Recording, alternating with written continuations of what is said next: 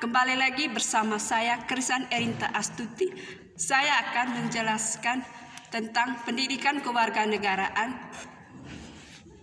dan saya akan memaparkan beberapa materi tentang hakikat, instrumentasi, dan praktis demokrasi Indonesia berlandaskan Pancasila dan Undang-Undang Dasar Negara Republik Indonesia tahun 1945. Dan saya akan menjelaskan beberapa materi dari hakikat, instrumentasi, dan praktis demokrasi Indonesia berlandaskan Pancasila dan Undang-Undang Dasar 1945. Yang pertama, definisi demokrasi, teori konsep singkat, dan selanjutnya definisi singkat demokrasi Pancasila. Yang kedua, latar belakang historis, sosiologis, dan politik tentang demokrasi yang bersumber dari Pancasila. Yang ketiga, esensi dan urgensi demokrasi Pancasila. Dan yang keempat, tantangan demokrasi Pancasila beserta solusi singkat. Yang pertama, saya akan menjelaskan topik definisi demokrasi. Secara etimologis, demokrasi berasal dari bahasa Yunani kuno, yaitu demos yang berarti rakyat dan kretein yang berarti pemerintah. Demos kretein yang berarti rakyat dan pemerintah. Dalam kutipan pengertian tersebut, tampak bahwa kata demokrasi merujuk kepada konsep kehidupan negara atau masyarakat di mana warga negara dewasa berpartisipasi dalam pemerintahan melalui wakilnya yang dipilih. Pemerintahan yang mendorong dan menjamin kemerdekaan berbicara, beragam, berpendapat, berserikat, menegakkan rule of law, adanya pemerintahan mayoritas yang menghormati hak-hak kelompok minoritas dan masyarakat yang warganya saling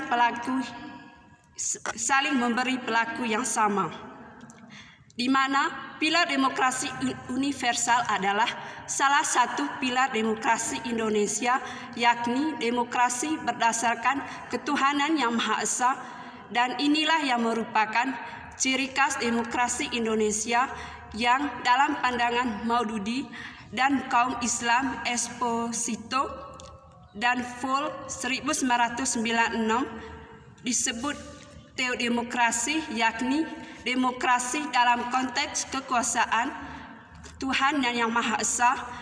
Dengan kata lain, demokrasi universal adalah demokrasi yang berkuasa bernuansa sekuler, sedangkan kemakmuran Indonesia adalah demokrasi yang ketuhanan yang Maha Esa. Konsep demokrasi Indonesia menurut Budiarjo dalam buku Dasar-Dasar Ilmu Politik tahun 2008, demokrasi yang dianut di Indonesia adalah demokrasi yang berdasarkan Pancasila yang masih terus berkembang dan sifat dan ciri-cirinya terdapat berhargai tafsiran dan pandangan. Meskipun demikian, tidak dapat disangkal bahwa nilai-nilai politik dari demokrasi konstitusional disangkal bahwa nilai konstitusional telah cukup tersirat dalam Undang-Undang Dasar Negara Republik Indonesia tahun 1945. Menurut Muhammad Hatta, kita sudah mengenal tradisi demokrasi jauh sebelum Indonesia merdeka, yaitu demokrasi desa. Demokrasi desa atau desa demokrasi merupakan demokrasi asli Indonesia yang dicirikan tiga hal, yakni yang pertama, cita-cita rapat, yang kedua, cita-cita masa protes, dan yang ketiga, cita-cita tolong-menolong. Ketiga unsur demokrasi desa tersebut merupakan dasar pengembangan ke arah demokrasi yang modern. Yang kedua itu, apa latar belakang sumber historis, sosiologis, politik, demokrasi dalam Pancasila? Yang pertama itu sumber historis. Pertama, paham kedaulatan rakyat sebenarnya sudah tumbuh sejak lama di Nusantara. Ada istilah yang cukup terkenal pada masa itu bahwa rakyat beraja pada penghulu, penghulu beraja pada mufakat, dan mufakat beraja pada alur dan patut. Kedua, teknik tradisi demokrasi asli Nusantara tetap bertahan sekalipun di bawah kekuasaan federalisme raja-raja Nusantara, karena di banyak tempat di Nusantara tanah sebagai faktor produksi yang terpenting tidaklah dikuasai oleh raja, melainkan dimiliki bersama oleh masyarakat desa.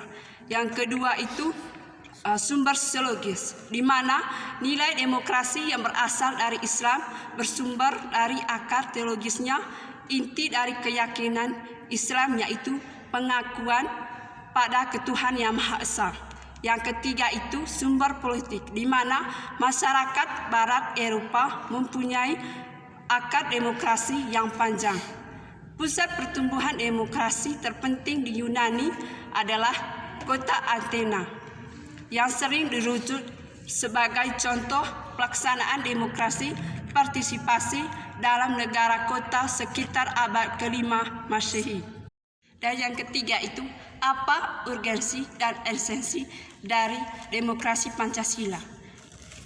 Yang dimaksudkan bahwa demokrasi itu selain memiliki sifat yang universal yakni diakui oleh seluruh bangsa yang berada di seluruh dunia, juga memiliki sifat yang khas dari masing-masing negara.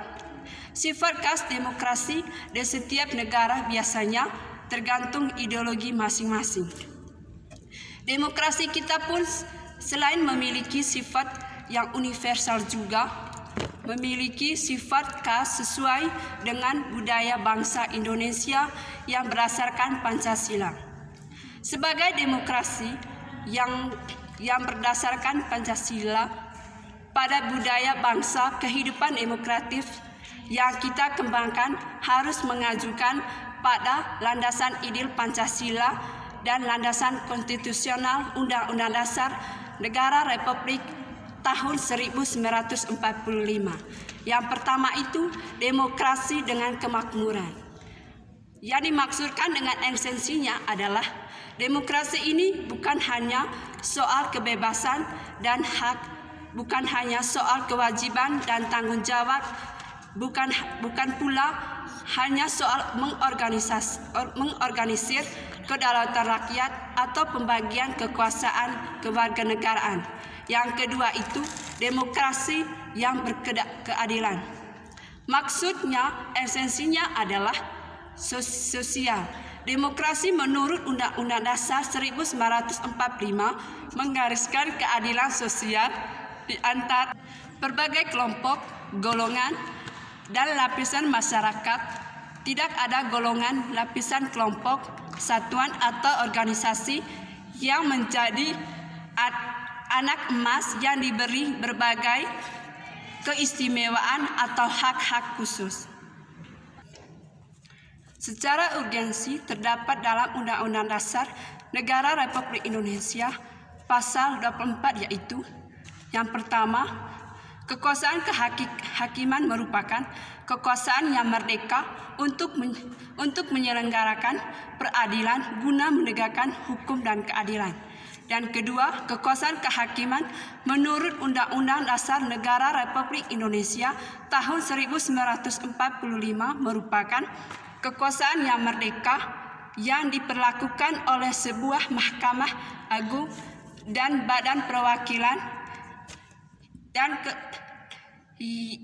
Peradilan, Mahkamah Agung dan Badan Perwakilan yang berada di bawahnya, dan lingkungan peralihan militer, lingkungan peralihan agama, lingkungan peralihan militer, lingkungan peradilan tata usaha negara, dan oleh sebuah mahkamah konstitusi.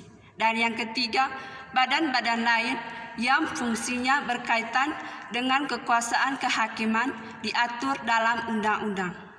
Tentangan demokrasi Pancasila adalah yang pertama, perilaku warga negara khususnya oknum aparatur negara banyak yang belum baik dan terpuji seperti masih ada praktik KKN, praktik suap, praktik perilaku premanisme dan perilaku yang terpuji. Yang kedua, masih ada potensi konflik dan kekerasan sosial seperti tawuran, pelanggaran HAM, etnosentris, dan lain-lain. Dan yang ketiga, maraknya kasus-kasus ketidakadilan sosial dan hukum yang belum diselesaikan dan tangani secara tertentu. Dan yang ketiga, menegakkan hukum yang lemah karena hukum bagikan pisau yang tajam ke bawah tetapi tumbuh ke atas. Dan yang keempat, pelanggaran oleh wajib pajak atas penegakan hukum dalam bidang perpajakan. Yang bagian kedua adalah solusinya dalam demokrasi Pancasila. Adapun solusinya, yang pertama, keadilan. Keadilan merupakan unsur yang harus diperhatikan dalam menegakkan hukum, artinya bahwa dalam pelaksanaan hukum pada aparat penegak hukum harus bersikap adil. Pelaksanaan hukum yang tidak adil akan mengakibatkan keresahan masyarakat sehingga wibawa hukum dan aparatnya akan luntur di masyarakat. Yang kedua, kemanfaatan. Selain unsur keadilan, para aparatur penegak hukum dalam menjalankan tugasnya harus mempertimbangkan agar proses penegakan hukum dan pengambilan keputusan memiliki manfaat bagi masyarakat. Hukum harus bermanfaat bagi manusia. Oleh karena itu, pelaksanaan hukum akan menegakkan hukum harus memberi manfaat atau kegunaan bagi masyarakat. Sekian dan terima kasih.